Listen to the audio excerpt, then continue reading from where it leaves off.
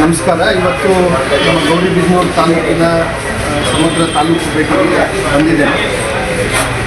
ಜಿಲ್ಲಾಧಿಕಾರಿಯಾಗಿ ಮುಂದಿನ ದಿನಗಳಲ್ಲಿ ಮಾನ್ಯ ಉಸ್ತುವಾರಿ ಸಚಿವರಾಗಲಿ, ಜಿಲ್ಲೆಯ ಮಾನ್ಯ ಎಲ್ಲ ಶಾಸಕರುಗಳಾಗಲಿ, ನಾಗರಿಕರಾಗಲಿ ಎಲ್ಲರ ಅಪೇಕ್ಷೆ ಇದೆ. ಪ್ರತಿ ತಾಲೂಕುಗಳಲ್ಲಿ, ಪ್ರತಿ ಕಚೇರಿಗಳಲ್ಲಿ ಒಂದು ಒಳ್ಳೆಯ ಆಡಳಿತ ವ್ಯವಸ್ಥೆ ಇರಬೇಕು ಅಂತ.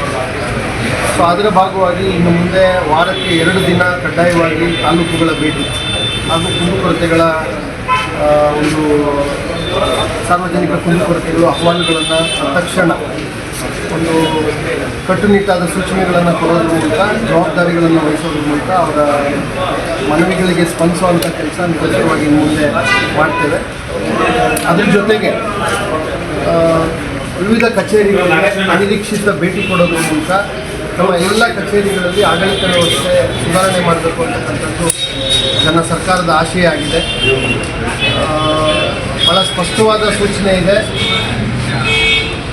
ಆಡಳಿತ ವ್ಯವಸ್ಥೆ ಚುರುಕಾಗಬೇಕು, ಜನಸ್ನೇಹಿ ಆಗಬೇಕು, ಜನರಿಗೆ ಪೂರಕವಾದ ಆಡಳಿತ ಸಿಗಬೇಕು ಅಂತೇಳಿ ಜಿಲ್ಲಾಧಿಕಾರಿಯಾಗಿ ಕಡಾಖಂಡಿತವಾಗಿ ಆ ಒಂದು ಮೇಲುಸ್ತುವಾರಿಯನ್ನು ಭಾಳ ಯಶಸ್ವಿಯಾಗಿ ಮತ್ತು ಭಾಳ ಗಂಭೀರವಾಗಿ ತೆಗೆದುಕೊಂಡು ಆ ಉಸ್ತುವಾರಿಯನ್ನು ಮಾಡ್ತೇನೆ ಅನ್ನೋ ಮಾತನ್ನು ಈ ಸಂದರ್ಭದಲ್ಲಿ ಹೇಳಕ್ಕೆ ಬಯಸ್ತೇನೆ.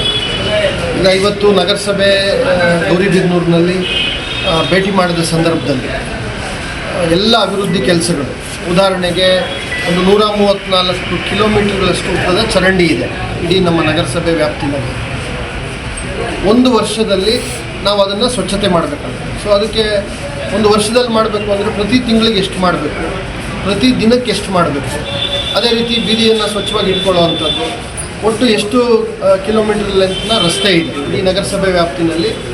ಡಬಲ್ ರೋಡ್ ಇರೋದು ಎಷ್ಟು ಕಿಲೋಮೀಟ್ರ್ ಇದೆ, ಸಿಂಗಲ್ ರಸ್ತೆ ಇರೋದು ಎಷ್ಟು ಕಿಲೋಮೀಟ್ರ್ ಇದೆ, ಪ್ರಮುಖ ಮುಖ್ಯ ರಸ್ತೆಗಳು ಎಷ್ಟು ಕಿಲೋಮೀಟ್ರ್ ಇದೆ, ಕಮರ್ಷಿಯಲ್ ರಸ್ತೆಗಳು, ಒಳಗಡೆ ಲೇಔಟ್ಗಳಲ್ಲಿ ಇರ್ತಕ್ಕಂಥ ಬಡಾವಣೆಗಳಲ್ಲಿ ಇರ್ತಕ್ಕಂಥ ರಸ್ತೆ ಎಷ್ಟಿದೆ, ಕಚ್ಚಾ ರಸ್ತೆ ಎಷ್ಟು ಕಿಲೋಮೀಟ್ರ್ ಇದೆ, ಮಣ್ಣಿನ ರಸ್ತೆ, ಇವೆಲ್ಲ ನಿಖರವಾಗಿ ನಮ್ಮ ಹತ್ರ ಮಾಹಿತಿ ಇದ್ದಾಗ ಯಾವ ರಸ್ತೆಗಳಲ್ಲಿ ಎಷ್ಟು ಕಿಲೋಮೀಟರ್ ರಸ್ತೆಗಳನ್ನು ಒಂದು ದಿನಕ್ಕೆ, ಒಂದು ವಾರಕ್ಕೆ, ಒಂದು ತಿಂಗಳಿಗೆ ಮಾಡಬೇಕು ಅನ್ನೋದು ನಮ್ಗೆ ಕ್ಲಾರಿಟಿ ಬರುತ್ತೆ.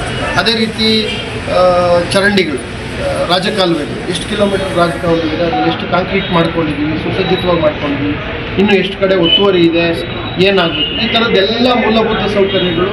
ಸುಮಾರು 224 ಮಳಿಗೆಗಳು, 243 ಮಳಿಗೆಗಳು ನಮ್ಮ ನಗರಸಭೆಯಲ್ಲಿದೆ. ಆದ್ದರಿಂದ ನಮಗೆ ಹೆಚ್ಚು ಕಡಿಮೆ 3-3.5 ಕೋಟಿ ಆದಾಯ ಬರಬೇಕು ವರ್ಷಕ್ಕೆ.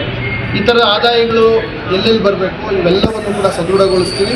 ಮತ್ತು ಏನು ವಾಣಿಜ್ಯ ಮಳಿಗೆಗಳಿದ್ದಾವೆ, ವಾಣಿಜ್ಯ ಅಂಗಡಿಗಳಿದ್ದಾವೆ, ಅವುಗಳೆಲ್ಲವನ್ನು ಕೂಡ ಮತ್ತೊಮ್ಮೆ ಪರಿಶೀಲನೆ ಮಾಡಿ ಸಮರ್ಪಕವಾಗಿ ತೆರಿಗೆ ಸಂಗ್ರಹಕ್ಕೂ ಕೂಡ ಒತ್ತನ್ನು ಕೊಡ್ತೀವಿ. ಇವೆಲ್ಲ ಆದರೆ ಜನರಿಗೆ ಮೌಲ್ಯಯುತವಾದಂಥ ಸೇವೆ ಕೊಡೋದಕ್ಕೆ, ಮೂಲಭೂತ ಸೌಕರ್ಯಗಳ ಅಭಿವೃದ್ಧಿಗೆ ಹೆಚ್ಚು ಇದಾಗುತ್ತೆ. ಇದೆಲ್ಲದರ ಜೊತೆಗೆ ಮುಂದಿನ ದಿನಗಳಲ್ಲಿ ಒಂದು ಸ್ವತ್ತು ಅಭಿಯಾನಕ್ಕೆ ಈಗಾಗಲೇ ಎಲ್ಲ ಪೂರ್ವ ಸಿದ್ಧತೆಗಳನ್ನು ಮಾಡ್ಕೊಂಡಿದ್ದೀವಿ. 21,000 ಆಸ್ತಿಗಳು ನಮ್ಮ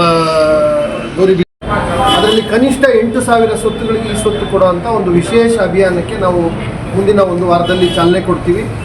ಇಡೀ ಜಿಲ್ಲೆಯ ಎಲ್ಲ ನಗರ ಸ್ಥಳೀಯ ಸಂಸ್ಥೆಗಳಲ್ಲೂ ಕೂಡ ಈ ಸ್ವತ್ತು ಅಭಿಯಾನ ನಮ್ಮ ಎಲ್ಲ ನಗರ ಸ್ಥಳೀಯ ಸಂಸ್ಥೆಯ ಪೌರಾಯುಕ್ತರಾಗಲಿ, ಎಲ್ಲ ಸಿಬ್ಬಂದಿ ವರ್ಗದವರು 1-1.5 ತಿಂಗಳ ಕಾಲ ವಿಶೇಷ ಅಭಿಯಾನ.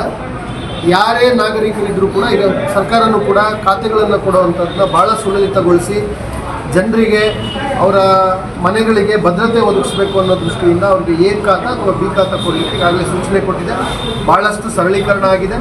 ಆ ಎಲ್ಲ ಸರಳೀಕರಣಗಳನ್ನು ಅಳವಡಿಸಿಕೊಂಡು ಕನಿಷ್ಠ ದಾಖಲೆಗಳನ್ನು ಪಡೆದು ಅವ್ರ ಹತ್ರ ಏನು ಲಭ್ಯ ಇದೆಯೋ ಆ ದಾಖಲೆಗಳನ್ನು ಪಡೆದು ಅವ್ರಿಗೆ ಸ್ವತ್ತು ಕೊಡುವಂಥ ಒಂದು ಅಭಿಯಾನ ಮುಂದಿನ 4-5 ತಿಂಗಳಲ್ಲಿ ಪೂರ್ಣ ಪ್ರಮಾಣವಾಗಿ ಇದನ್ನು ಮುಕ್ತಾಯಗೊಳಿಸಬೇಕು ಅನ್ನೋ ರೀತಿಯಲ್ಲಿ ವೇಳಾಪಟ್ಟಿಯನ್ನು ಹಾಕ್ಕೊಂಡು ಅದನ್ನು ಕೂಡ ನಿಮಗೆಲ್ಲ ಮುಂದಿನ ದಿನಗಳಲ್ಲಿ ಶೇರ್ ಮಾಡ್ತೀವಿ. ಆ ವೇಳಾಪಟ್ಟಿಯಂತೆ ನಾವು ಕೆಲಸ ಮಾಡ್ತೀವಿ. ಈಗಾಗಲೇ ನಾನು